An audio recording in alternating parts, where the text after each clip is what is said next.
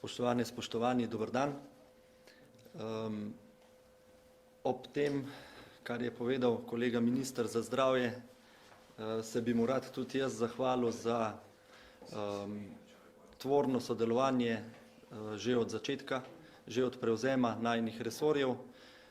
Že v ponedeljek smo se sestali s ključnimi ljudmi institucionalno-varstvenih zavodov in vseh, ki izvajajo tudi oskrbo na domu ter druge oblike varstva.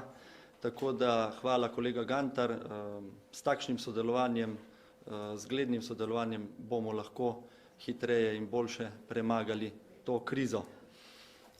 Takoj v naslednji besedi bi se želel zahvaliti vsem, ki oskrbujete najranljivejše skupine ljudi v domovih starejših, v varstveno-delovnih centrih, v centrih za usposabljanje in delovno varstvo.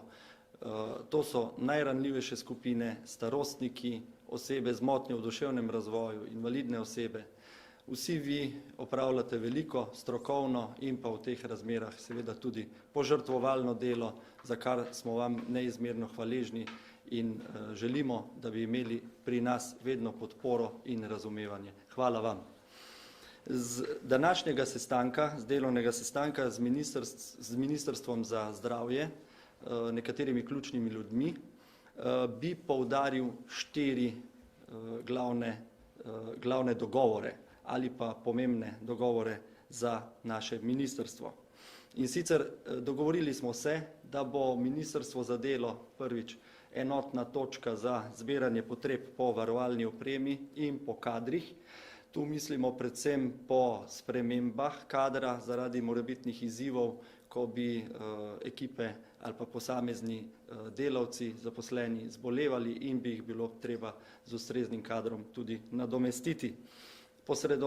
Podatke o potrebah po opremi in po kadrih bomo sporočali vsak dan do 13. ure na Ministrstvo za zdravje, tako bomo zagotovili enotno centralno pot in pa se izognili komunikacijskim šumom s tem v zvezi. Drugi pomembni dogovor z današnjega sestanka je, da bo vsem izvajalcem institucionalnega varstva, tukaj mislim predvsem domove, varstveno-delovne centre in CUDV-je, kot sem prej omenil, dana možnost, da se jih izobrazi o pravilni uporabi zaščitne opreme. To je zelo pomembno, saj lahko z nepravilno uporabo zaščitne opreme naredimo več škode kot koristi. Tako da pozivam kot minister za delo vse, ki boste imeli to možnost, da se odzovemo tej ponudbi in izkoristimo, se naučimo pravilne uporabe v dobro sebe in v dobro vseh, ki jih oskrbujete. Tretji pomemben dogovor z današnjega sestanka je, da se bo zagotovil odvzem brisov v domovih starejših. To je že kolega Gantar malo prej omenil.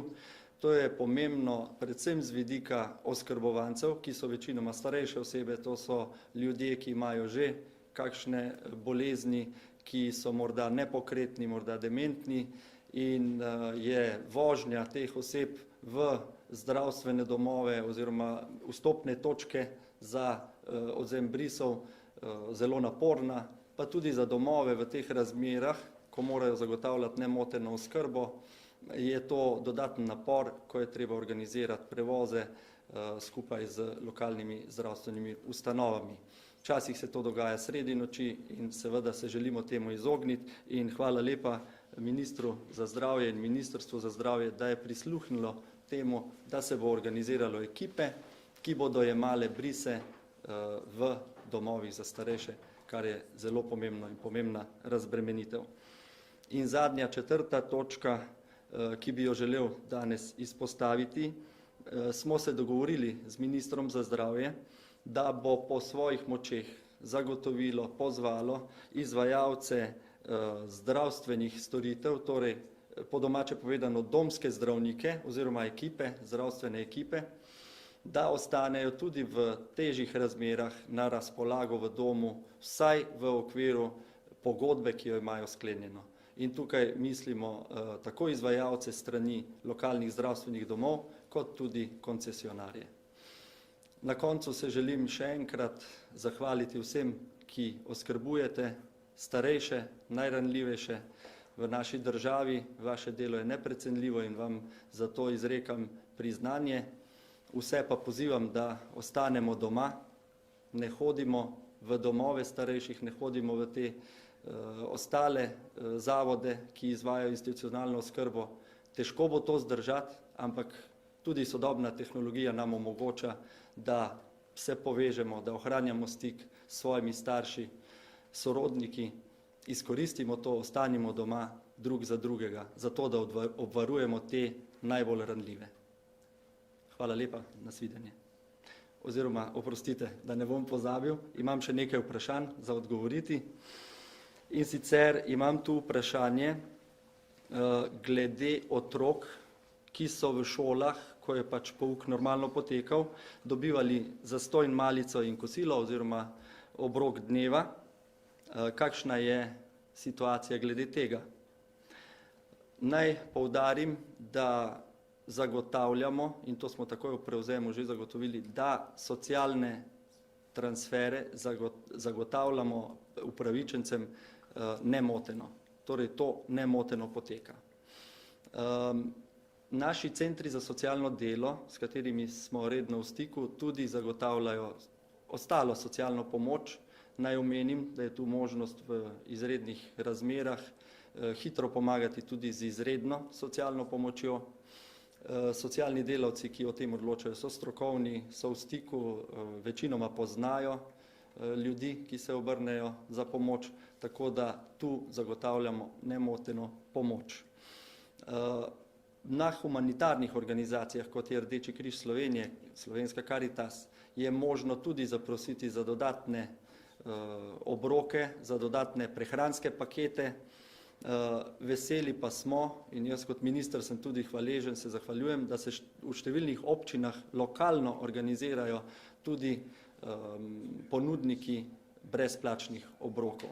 Tako da zaenkrat skrbimo po svojih močeh, da bi tudi ti otroci, tudi ti, ki so šibkejši, socialno šibkejši, kljub temu dobivali ustrezno pomoč.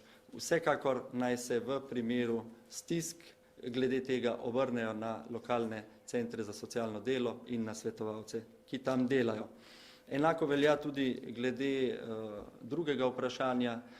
Predvsem bi pozvali vse, tudi najranljivejše družbene skupine, da upoštevamo navodila Nacionalnega inštituta za javno zdravje in Ministrstva za zdravje, tudi kriznega štaba, glede higiene, glede varstva, glede razdalje, glede tega, da ostanemo doma, da se ne družimo.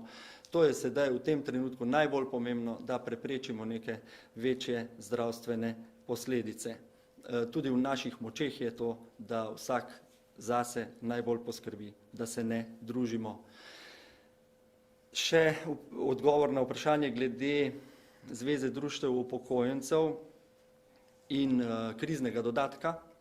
Lahko vam zagotovim to, da kot minister za delo bom s svojimi kolegi, svojo ekipo zagotovil, da bo kakršenkoli dodatek, kakršnakoli pomoč, ki bo sprejeta v okviru korona paketa, takšna, da bo pravična in predvsem, da bo resnično odgovorila na potrebe ljudi, ki jo bojo prejeli. To moramo zagotoviti, zato da bomo resnično pomoči potrebnim pomagali. Najlepša hvala in lep večer.